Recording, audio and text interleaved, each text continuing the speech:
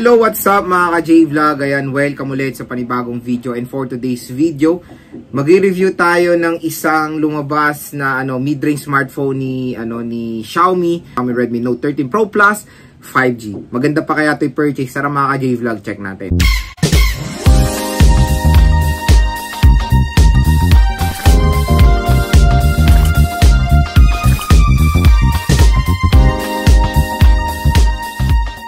So, ang topic nga natin for today sa Xiaomi Redmi Note 13 Pro Plus 5G at kung sulit pa ba siyang i-purchase ngayong bare months, lalo na na-release to ng early 2024. So, yung presyo niya or SRP niya is 23,999 or almost 24,000 pesos na meron 12GB 512. Pero meron tayong nakita ditong online exclusive sa Shopee na Xiaomi Redmi Note 13 Pro Plus 5G.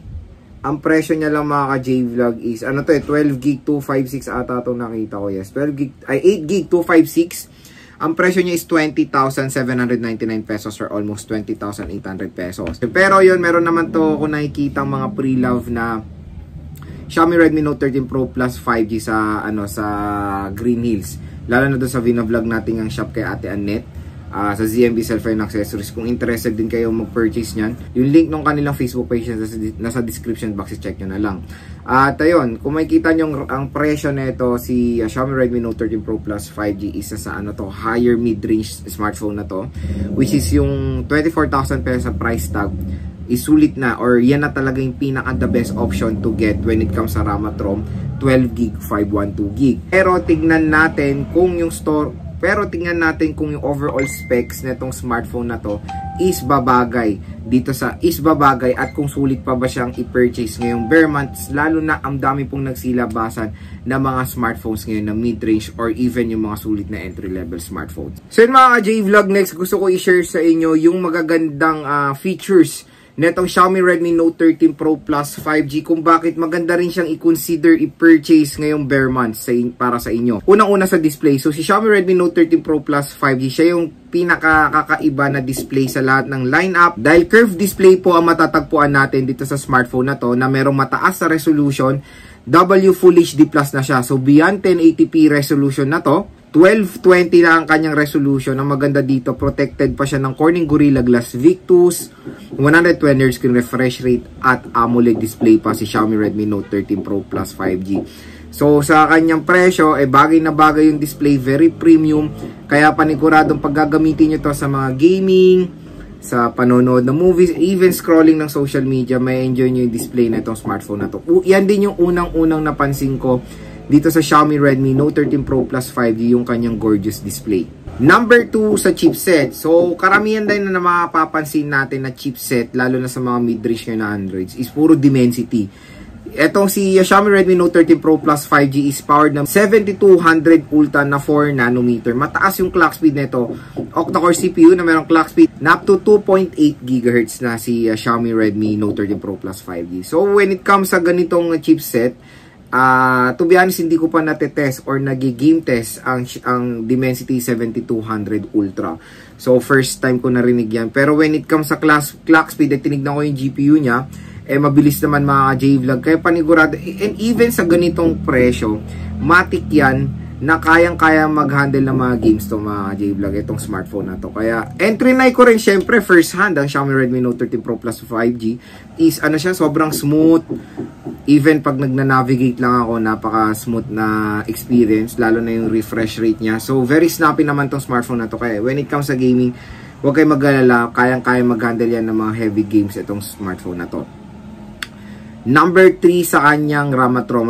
RAM at ROM, yun nga okay na okay, lalo na sa presyo, 12GB 512. I think yan na rin yung perfect fit sa ganitong mga price point. Napakadami nyo na malalagay dyan sa 512GB. At yun nga, nag-offer si Xiaomi ng mas mura pero online exclusive 8GB 256GB. 8GB of RAM sa 20,000 segment, I think hindi na perfect yan, to be honest. Ang pinaka-the best dyan is 12GB of RAM and 256GB of internal storage. Let's face it, 8GB of RAM, nakikita na natin yan sa entry, budget, lower mid-range. Sana ganito sa mga higher level is step up sila.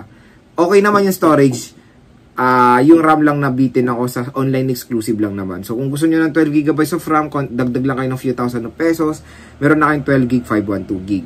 Pero yung top of the line variant niya, sulit naman din yung mga offer na RAM at ROM niyan. Next sa camera. Camera wise is 200 megapixel main camera. Mataas naman yung specs sa kanyang camera, even kaya niya mag-support ng 4K video recording sa rear lang. When it comes sa front, is hanggang Full HD 1080p video recording lang siya. Even though maganda naman din yung mapoprovide na camera shot or mga camera samples si Xiaomi Redmi Note 13 Pro Plus 5G. And mamaya, explore natin yung camera app na itong smartphone na to. Next, yung kanyang speakers. So, speakers, matic na yan.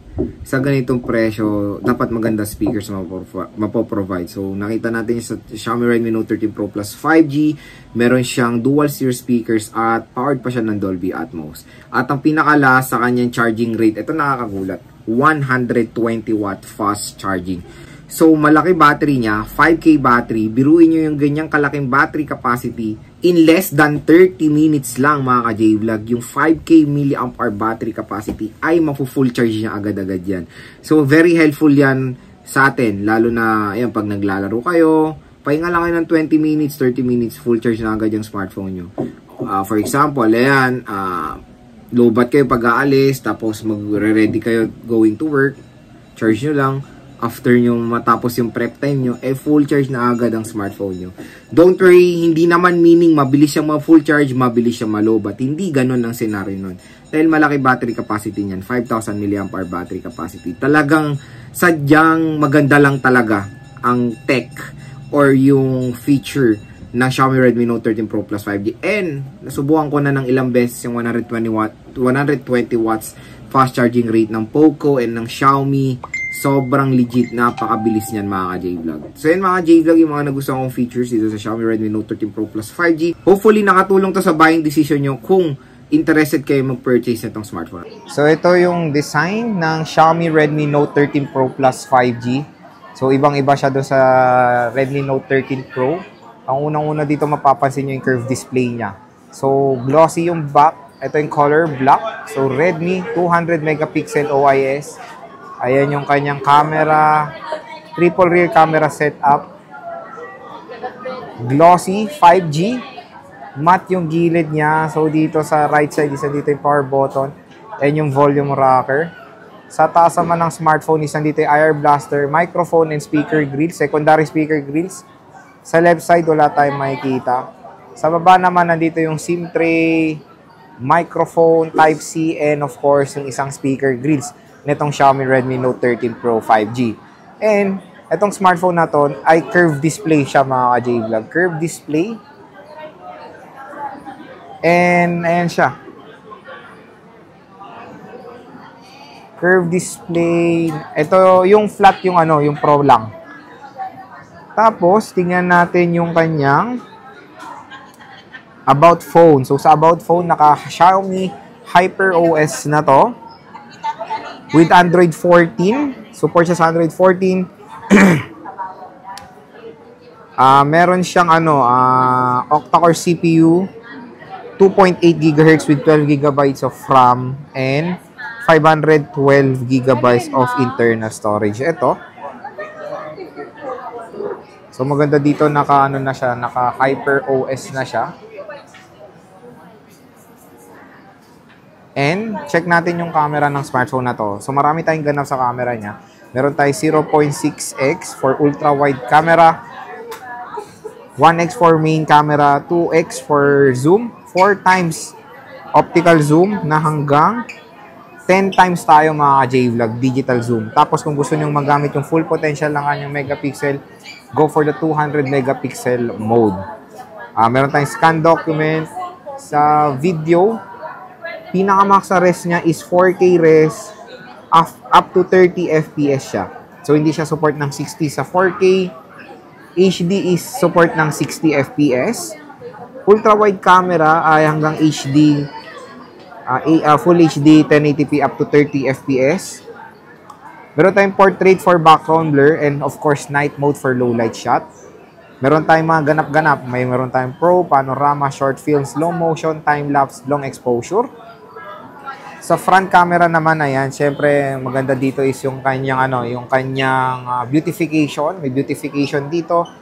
Meron tayong sa video naman, ang front cam is Full HD 1080p up to 60 FPS naman itong Xiaomi Redmi Note 13 Pro Plus 5G. Try natin mag-take ng photo. Kuha tayo ng subject. Ayun. Ayan. So, ito yung sample natin. Try natin ng isa pa. So, yan, medyo nakasimangot yung subject. Pero malinaw siya. In fairness. Try natin sa object. Mountain Dew. Baka naman. Ayan. So, malinaw naman. Yan yun naman kung gaano siya kalinaw. 200 megapixel mode. Let's try it. So, may processing. Nagpa-process pa yung photo niya.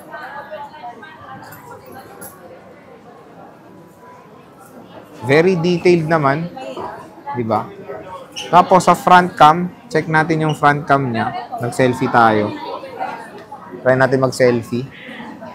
Nasaan lang natin yung front cam. So with beautification to, parang normal din lang naman pero very detailed naman pag zoom nyo. Yan. Okay naman yung front cam niya. Try natin yung ultra-wide camera.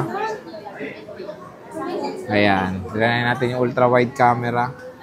O, di ba? Yan naman yung subject natin. Ultra-wide camera is very useful yan, of course, pag tinitake nyo ng ng mas wider yung subject. Ayan. Ayan. Malinaw ang camera naman ng Xiaomi Redmi. Lalo na nasa indoor pa tayo.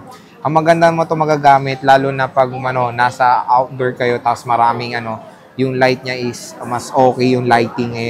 Doon pa makakapag-produce ng mga gandang quality itong camera ng Xiaomi Redmi Note 13 Pro Plus 5G. Yung zoom niya is hanggang 10 times digital zoom tayo. Si Xiaomi Redmi Note 13 Pro Plus 5G meron triple rear camera. Yung main camera niya is 200 megapixel. At yung front camera niya is 16 megapixels. Sa screen naman, si Xiaomi Redmi Note 13 Pro Plus 5G meron 6.67 inches.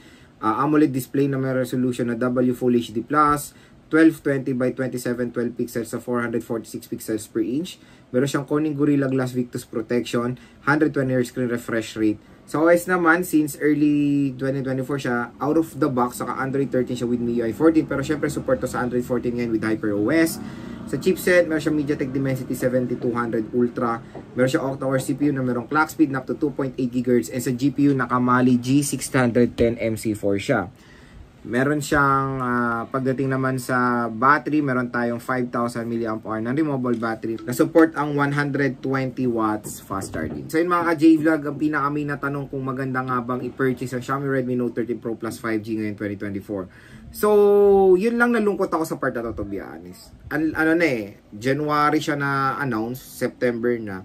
Nag-expect ako ng huge price drop to be honest. Pero hindi ko naman sure din minsan, malay nyo dun sa time na yan, sa Shopee, nag-offer yan ng mga sale. Pero nung matik yan, pag available siya sa Shopee, mas mura siya. Pero sad to say, nakita lang ako ng, ng 13 Pro Plus 5G sa Shopee ng yan nga, 8GB256. Yung 512, wala akong makita gaano. Pero, check natin sa sa ibang site kung available ba. Let's try Lazada. So, sa Lazada, tingin tayo kung available ba yung Xiaomi Redmi Note 13 Pro Plus 5G. So, while checking sa Lazada, available lang talagang karamihan ngayon so far is, eto, talaga mga J-Vlog, nasa 8GB256. Pero yun, kung magpe-purchase kayo sa mall nito, matik meron pa naman to. Ay, ganyan, SRP siya. So, doon lang ako nalungkot. Hindi siya ganun, merong kalaking price drop. Nag-maintain yung price niya. Kaya kung bibili kayo nito, kung available naman siya sa Shopee or sa Lazada, sa mga legit shop lang kayo bibili, maganda naman siya i-purchase pag nag-price drop siya. So, sana in the next month, mag-sale si Xiaomi when it comes sa Xiaomi Redmi Note 13 Pro Plus 5G. So, meron naman tayo available niyan. Doon nga sa ni-recommend nating shop sa Green Hills. Meron siyang pre-love doon, nag-iisa lang. I-check nyo na lang yung kung interested kayo. Pero as of ngayon, is very expensive pa naman itong smartphone na to. Pero kung bibase mo yung specs niya, okay naman.